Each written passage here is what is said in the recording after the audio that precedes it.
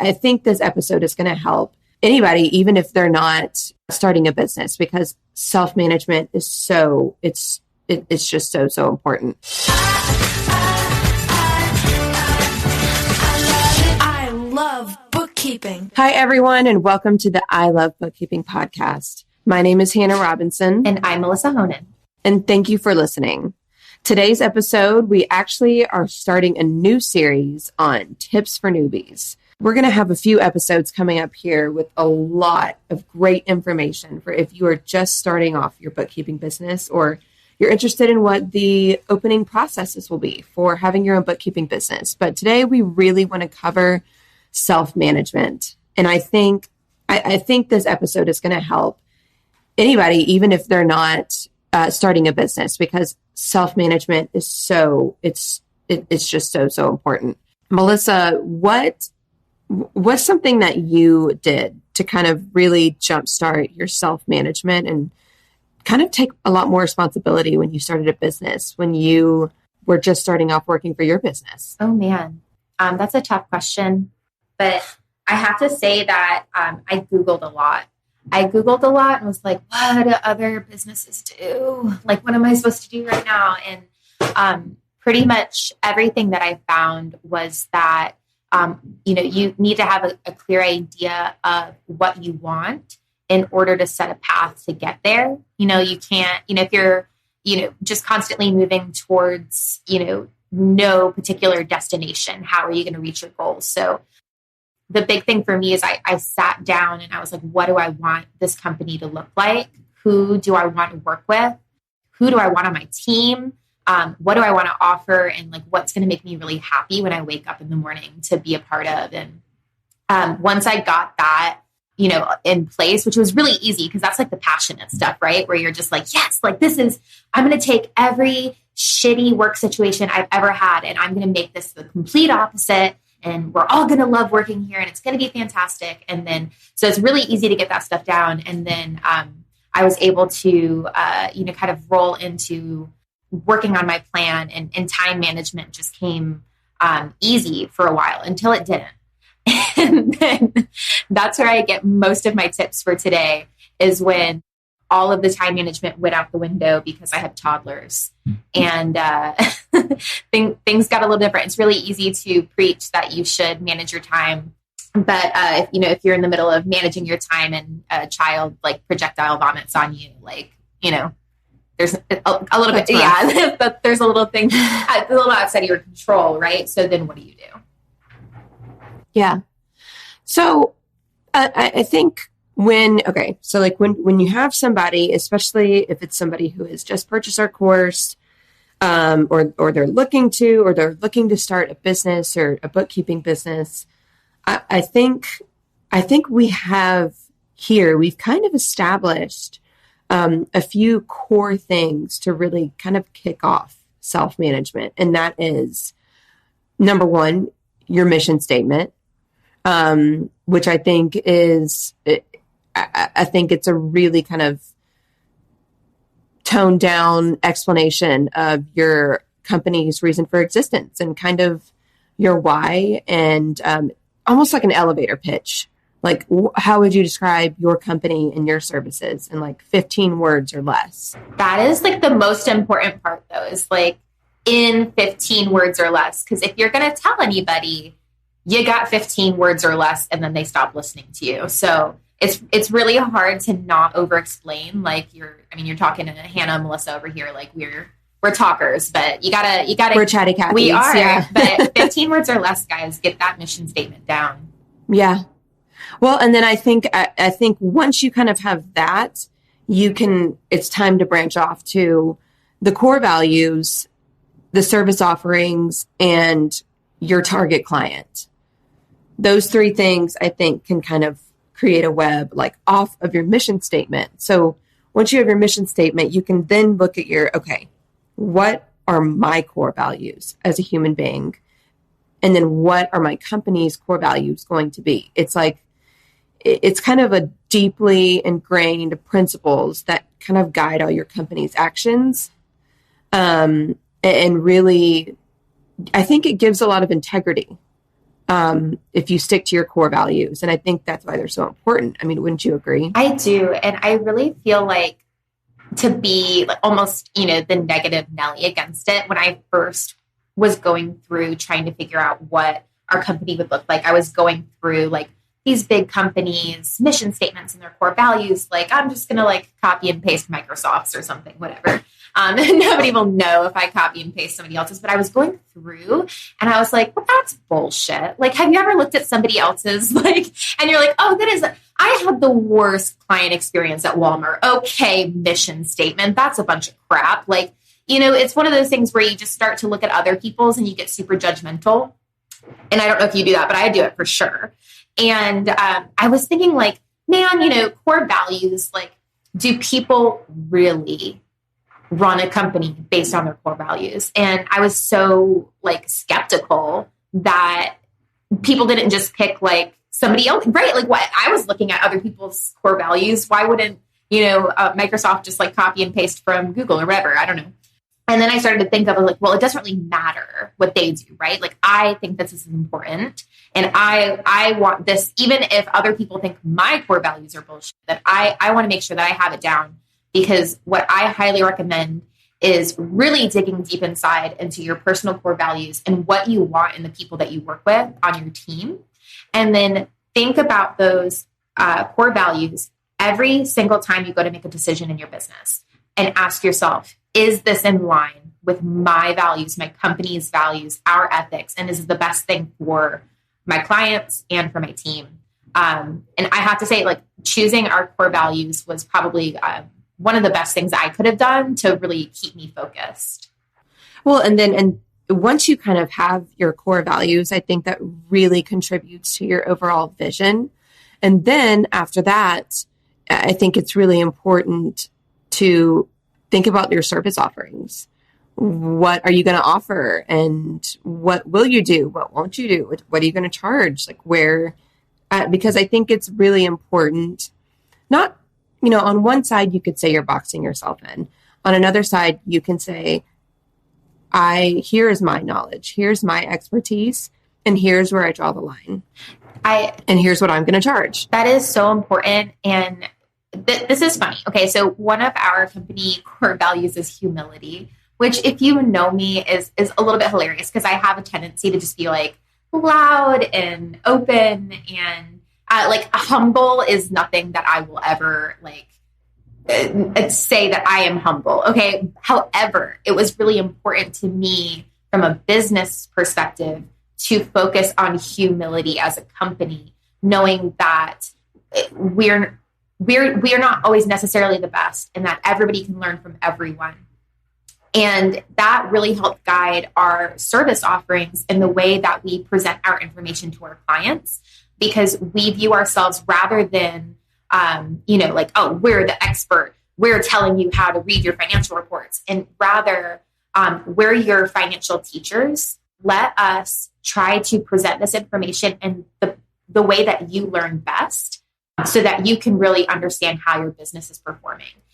So when you say, I really do think that your core values is the start where everything else falls from it and really can shape your experience for your clients. Because if we had gone with a lot of the clients I have, they come from other accounting firms and they say, well, they used all these words that I didn't understand and they never seemed to want to help me.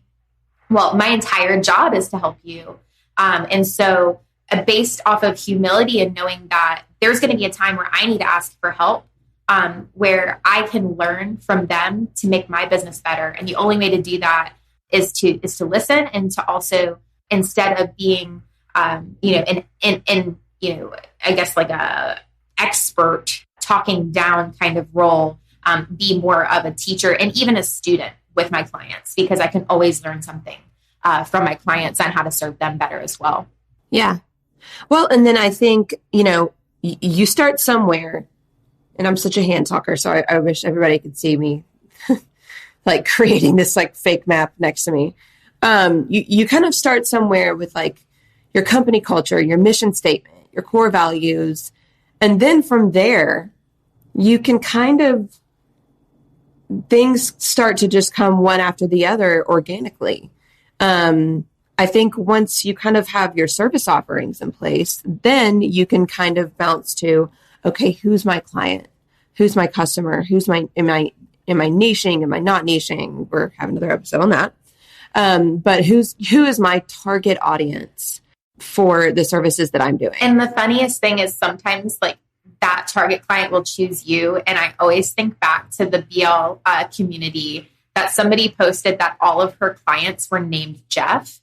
And she had like 5 clients and literally all 5 of them were Jeff. And I was laughing. That's hilarious. Yes. I remember that. And I was like, your niche chose you. Like your niche is now business owners named Jeff. So it can definitely, I do really believe in it evolving, from there and happening organically. And I think that a lot of people want to, box themselves in. I have to do this and then this and then this, or I will fail, right? Like if I don't do these exact things perfect every time, you really just need to start, document as you go what you want to be a part of, what you feel, but it can evolve. You don't have to be, an amazing wordsmith either. I don't know how many times I wrote and rewrote our mission statement and was like, trying to make it something that I'm not, I was like, I just want it to sound like those fancy professional mission statements. We don't have to be fancy professionals, right? Because we're our own business owners. If anything, it just needs to be based on our true selves. So just write it down. One of my favorite sayings is that basically everything you ever read had a first draft at some point in time. And so your business can have a first draft, guys. Like, again, you're going to get wrapped up in, do I have the right tech stack, which we'll talk about later on in the series? Do I have an amazing website? Do I don't have any processes, which we'll also get to here. You don't have to have any of those. And if you do, it doesn't have to be the best because you're always going to need to just start somewhere and have that first draft. So if you're getting held up by perfectionism and thinking like, oh no, I can't, the website isn't absolutely perfect. I don't know if I put enough, verbs in there or something. I don't know. I don't know English, guys. Just, it's your first draft. Okay. Like think about if you're getting too bogged down and you're like, these core values have to be absolutely perfect. It's your first draft. It'll be okay.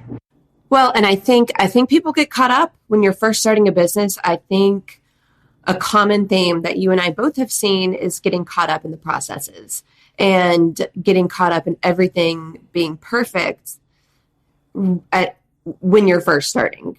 And I think it's so important to let people know that you can change your processes later. You can change your core values and mission statement later. You can change your niche later. Just go. Let me give That's the most important thing. Let me give you some insight. Just do it. Spoiler alert. You're going to change your processes later. They never stop changing. Oh my God. You're going to put all your processes on paper. And by the time you get to the end of it, you're going to realize, oh crap, I forgot that we changed that first one. And you're going to start all over again. And I don't know if everyone agrees with me on this, but I feel like processes will never end. So just get going because you're going to redo them. They're ever changing. Yeah. And I think that's one of the biggest things of self-management is to not get caught up in the tiny details of, oh, it's not perfect. Oh, this isn't perfect. Oh, my Instagram page isn't perfect. Oh, well, I'm waiting till I have more followers. I'm waiting till this. Just go. You will figure it out. And chances are things are going to change down the road. But I think the most important thing here for self-starting and self-management is to just, like Nike said, just do it. This episode is not sponsored by Nike, but it could be not Nike. Sponsored by Nike. If you're listening to us, it could be. Okay, so you guys just give us a call. We're open. And then I think once you start and just kind of get your feet wet with business ownership and becoming an entrepreneur, something that I think everybody is going to run into. I know I run into it as somebody that works from home. I know Melissa runs into it, and that's time management. Time management. Time management is huge. And it's one of the things that you need to give yourself a lot of grace on because it's a learn as you go, and not every day can be the same. if your everyday is this absolute same, please shoot us an email, because that's the most impressive thing I've ever heard in my life. So I have to say, you're going to get an email from Daniel is what's going to happen. Okay. So, we were really great. We had to go back in time, guys, like hop in your time machine, go back to like 2016 when we first started the business. And, we had like giant whiteboards in our house. We had an 800 square foot house. It was before we had kids. Although I did have 2 kids in that house afterwards, and a giant 95-pound dog, but we had giant whiteboards with our schedule and a very detailed schedule on when we would start work, what we would work on, when we would have team meetings. There were scheduled breaks for walks in between sessions. This was created by Daniel, the process guy. If you guys, haven't taken OPP yet, just go ahead and this isn't in it, but maybe it should be. But it was very regimented. Now, my husband is now former military. He got out this past June after 13 years. But I have to say that was actually really helpful for me personally, because I came from retail management, which I know a lot of people do, right? Everyone knows the horrors of retail. There's no consistency. You can't have a schedule. Like you are, on the whims of people walking into your store, right? So it doesn't matter what you have to do. The customer always comes first. You have to drop it and go. And so it was actually really hard for me to transition to working from home and working for myself, because there were no clients walking in the door. I didn't have a boss breathing down my neck. What are you doing? If you can lean, you can clean. Like none of that was happening. And so, luckily, I had somebody that made me get a little bit more in line. Now, I'm not going to say that this is still happening. Okay. It's been 6 years. And I am not that regimented, but I am pretty regimented. I'm not as, every moment of my day is scheduled, but I do time blocking, and we'll talk about that in a little bit.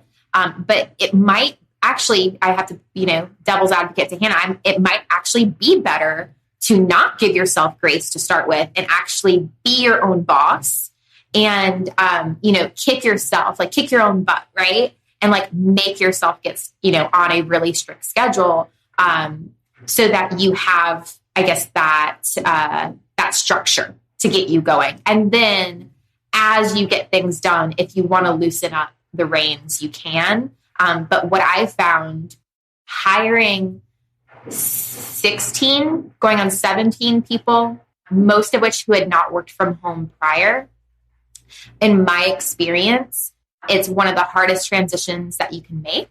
And I actually have a section of my company handbook dedicated to time management for that reason, that it is really hard to manage yourself.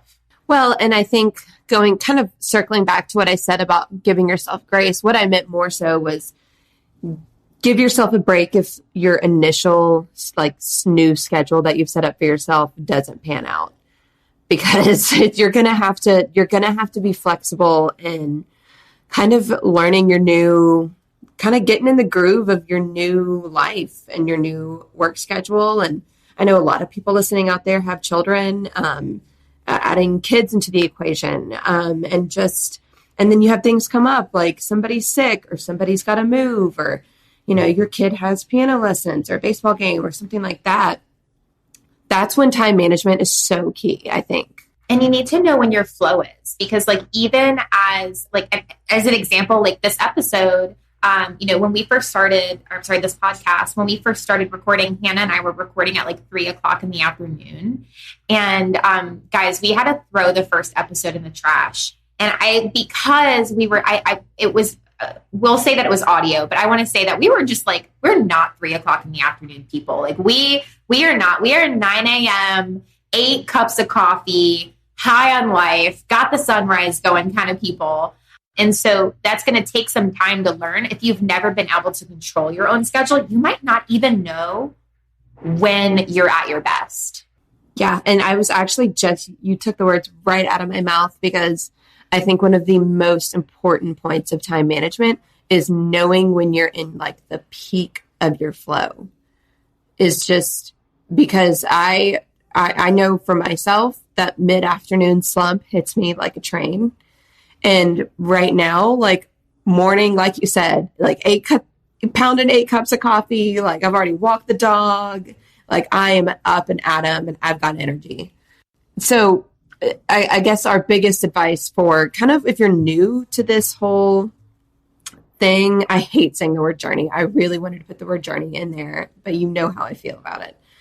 If you're new to this whole entrepreneurship, starting your own business, and you're making the adjustment from going into an office or being on somebody else's schedule, and now all of a sudden you're on your own schedule, and it can feel a little bit nerve-wracking because you've got all this time and you're like, what do I do? Like, how do I start? And I think the most important thing, one of the most important things, is to know when you're at your peak workflow. And I can't preach that enough, because that's when you need to do kind of the meat and potatoes of your day. And then smaller tasks can be before and after to kind of warm you up and then kind of cool you off from that. But I really think it's important to learn your peak work times. That's a great segue. I actually want to share part of my company handbook. I have in that is different types of management techniques for yourself, different types of time management techniques. But in my company handbook, I actually have like, what is time management? Because I feel like we all think that we know, but do we? And so, time management is not overworking yourself to be a production robot. Time management is the ability to use one's time effectively or productively, especially at work. And so that's really important to me and my company, because for me, time management is not my employees working from 8 a.m. to 6 p.m. Monday through Friday. It's if they only work Monday, Wednesday, and Friday from 9 a.m. to 3 p.m., that they know how to use that time efficiently and effectively. And if you do that, you can get as much, if not more, work done in that Monday, Wednesday, Friday schedule than you would if you worked that Monday through Friday. And so my favorite part of this is I actually hadn't read my company handbook from start to finish, probably in about 6 months. And I forgot that I wrote this. And this is no joke. This is in my company handbook. We all have busy lives. We understand that online bookkeep isn't the sun, the moon, or the stars of those lives. We are here to help you figure out how to manage your personal solar system with your work life to be as efficient as possible so that you have more time to party in the Milky Way. I'll stop with the space metaphors now.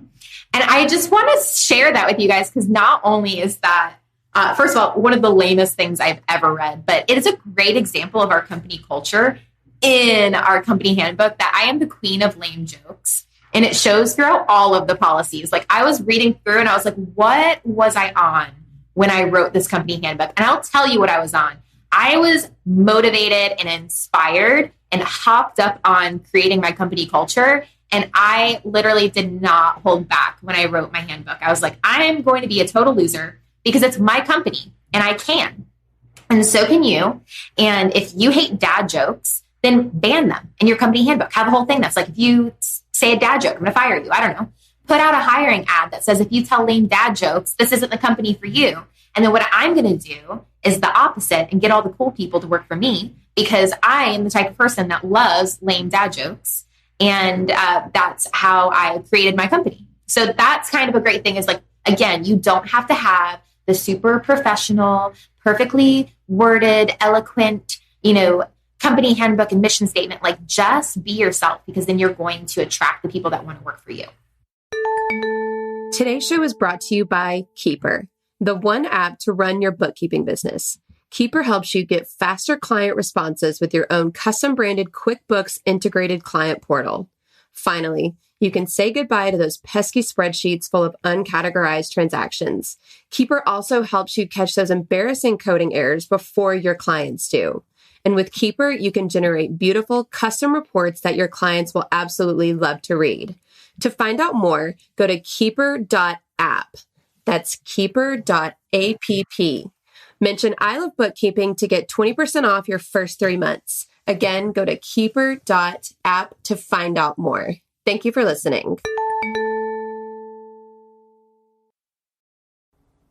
Well, and I think a lot of the times when you read, there are certain times when you read a company's mission statement and you feel like you're reading Shakespeare. You're like, wait, let me circle back. What? And it kind of makes the whole thing come off as a little intimidating. If you are an extremely intimidating, like criminal defense law firm, or you want to be extremely intimidating, that's your route to go. But, I think know your audience and know who you are and know who you want to serve when creating your mission statement. One of the best things I put in there too was asking that they rewrite my mission statement or my core values in words that they understood so that I made sure that they understood. And the only way that I could do that was to not make it like Shakespeare, right? Like it is in just real language. Like when you read this, you know that I am not your number one. And guess what? I shouldn't be your number one. My company shouldn't be above your family, and it shouldn't be above yourself and your well-being. And we'll actually talk about, a work-life balance, later on in this series. And I have an entire section in my handbook about stress management and work-life balance as well. And so if that's something that's important to you, you can have that be important to your employees. But you need to make sure that they actually understand, because all of the company policies in the world could exist and they would mean nothing if nobody really understood what they meant. Yeah. And I think it's so, when you're starting off, there's so much coming at you. Like it's just like information overload on, things that you need to get done. You have to have your mission statement. You have to have your core values and think about this and yada, yada, yada. And I think that can circle back to that you can change those things. And you can learn from something that, well, maybe that wasn't for me. And you can change it. But the most important thing is getting started. And you know what? There is only so much time in the day. And I say this as somebody that when I came back from being sick for a week, I had like 180 unread emails. And I would have been freaked out, right? Like, oh my God. But you know what I did? I had a bunch of stuff I had to do. And I just wrote it down on a list. Then I prioritized that list. And then I worked through the list to the point of my sanity. And then when I started to feel insane, I stopped and I took a break.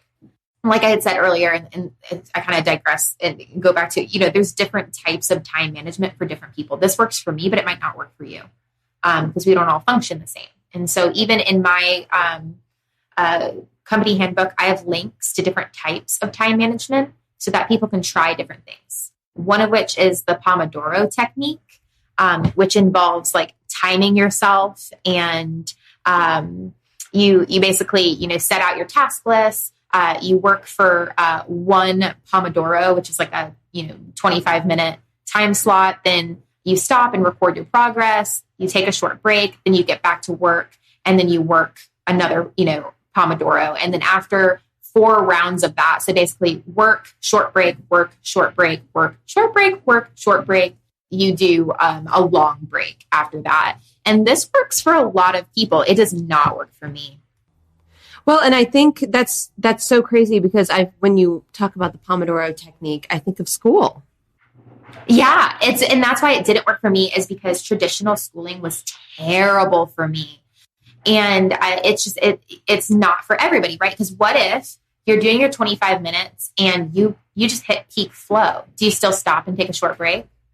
Mm-hmm. Do you don't? What if no? It's like, but for some people, they need small bites. Right. Yeah. And so this might be good if you're out of your flow, like if you're out of your flow window, but you still need to work. Maybe you do something like this. This does work for some members of my team, especially like on the bookkeeping team, where they're just like, okay, I'm going to work on uncategorized expenses for the next 25 minutes. And then I'm going to take a short break. Fantastic for people doing bookkeeping. I prefer time blocking. And this is where I literally block time on my calendar for everything. And I have a tendency, because my calendar is visible to everybody on my team, to block time for silly things like screaming into the void. And so you can have fun, again, company culture, those types of things. But this is literally like take that task list that you have. So say, okay, I have to send one of the 5 Jeffs an email. And you would block on your calendar, Monday morning from 9 a.m. to 9:15 a.m. email Jeff kind of a thing. Or maybe you just have a regular time blocking where every day from 9 to 9:30 is email time where you're checking and responding to emails or whatever it might be. If you need to record a Loom video for Jeff, you have time set on your calendar at 11 a.m. on Friday to record that Loom video, whatever it might be. The idea is like, okay, you have this task list. How long is it actually going to take you to get done? Well, you're not going to know until you plot it out and then put it on your calendar. And then you're much more likely to stick to getting it done if it's on your calendar and that time set aside. Because how many times do you say, okay, all right, I'm going to go ahead and email Jeff first thing tomorrow morning. And then tomorrow morning comes and your other client calls you and he's having a bookkeeping emergency and that takes an hour. And then now you're running into another meeting and you still haven't emailed Jeff. And so that meeting runs late into your next meeting. And then then a new sales consult calls and then, oh, you're over here because, your kid just like tripped and fell and now your child's crying and Jeff never got emailed, right? You really have to aggressively defend your time, and time blocking, I feel like, really helps with that. And helps with structure that you might not naturally give yourself. That's something that's interesting because I feel like for me personally, now granted, I work for, obviously I work for bookkeepers.com. We have our business hours, but I know I had to get really, really disciplined with my time management. And the reason for that, and it was very much trial and error because I didn't realize the importance of finding my kind of like when the parts of the day where I'm like kind of in a groove with like how hard, and not necessarily how hard I'm working, but I am working enthusiastically. I have a lot of energy. I got some pep in my step and I'm ready to go. It's like the perfect time for meetings. And that's something that I really had to do. Cause I feel like when I first started working from home, I definitely kind of, I saw so many different techniques and I knew something like the Pomodoro Technique would not be good for me because it reminds me of school. And I did not like the structure of school because I just didn't like it. It wasn't for me. But I did learn that time blocking and finding certain parts of the day where I already know that I'm going to have a lot of energy and I already know that I'm going to get a lot accomplished. That was absolutely game changing for me. And I'm sure some of your employees can I don't know the word I'm looking for. They can agree with me because once you kind of figure out a good time to like be in like a really great workflow, you can kind of build up to that. You can get in your workflow and have your meetings and have your calls, and then you can kind of go on a cool down from it. But that's kind of how I personally, because I guess I kind of do a mesh of my own thing and time blocking. But so that's the thing there is, right? Is like, so there's tons of techniques, build off of them and make it your own thing that works for you, right? And I think a lot of people don't get the opportunity to do that because if you have a boss that's micromanaging, they're breathing down your neck and they want you to work Monday through Friday from 9 to 5 and you have to always be busy and you have to always be doing this, you don't ever get the freedom to figure out what works best for you. And so, yeah, my employees, they do love the freedom that I give them to figure this out. I just had a new employee come to me and say, hey, she's been working for me for about a month. And she asked, would it be okay if I moved to a 4-day work week, Monday through Thursday? Of course, as long as I'm still getting everything done, but I arrange it so that I'm just working Monday through Thursday. I was like, yeah, like you're an adult, right? Like I trust you to manage yourself and know what's best for you. And if that works best for you, like, let's do it. Let's give it a try. Also, because studies show that 4-day work weeks are actually more productive than 5-day work weeks. And so I feel like there's a lot of people, we get kind of stuck, especially when we come from traditional employment, we get stuck in, okay, well, I always need to know what my employees are doing. when they're doing it, how they're doing it. If they don't work, Monday through Friday, 9 to 5, then they're not committed and they're not being as productive as they could be. And it's actually the opposite.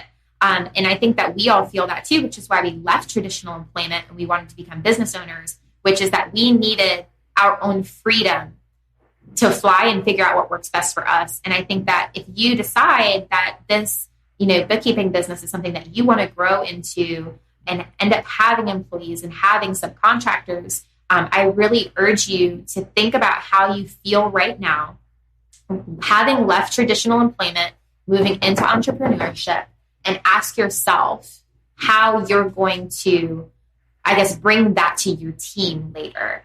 And just keep that in mind that they're just like you. How can you be the boss that you want to be? I did ask Alysssa Lang. I asked her, for those of you that know, she's the workflow queen. She is originally a student of bookkeepers.com. And she is actually, she just officially launched her newest bookkeeping firm as well. And I asked her, I said, hey, you're fantastic at processes, which we're going to talk about this series. What would be your advice for, newbies, like when you first started out? And in true Alysssa fashion, her advice was don't be a shitty boss. And it made me laugh, but it's true. And if you get to that point, I want you to, while it's still fresh in your head, right? You might have just left that really shitty boss. That's the reason why you finally had, you finally had it in you to quit your job and go out on your own. Think about that and do everything you can to never be that shitty boss for somebody else. Yeah, because I think we all understand what it's like to have a boss who makes your life, your day-to-day, just not great. We want to hear from you. We want to hear about some of your time management skills and just some of the different questions or even the different things that you've personally done when you're getting started and working on managing yourself. So if you want to shoot us an email, we really want you to. Please send us an email at success@ilovebookkeeping.com. Again, that's success@ilovebookkeeping.com. I'm Hannah Robinson. And I'm Alysssa Honan. Thank you so much for listening to the I Love Bookkeeping podcast. I love bookkeeping. Here's a little shout to all my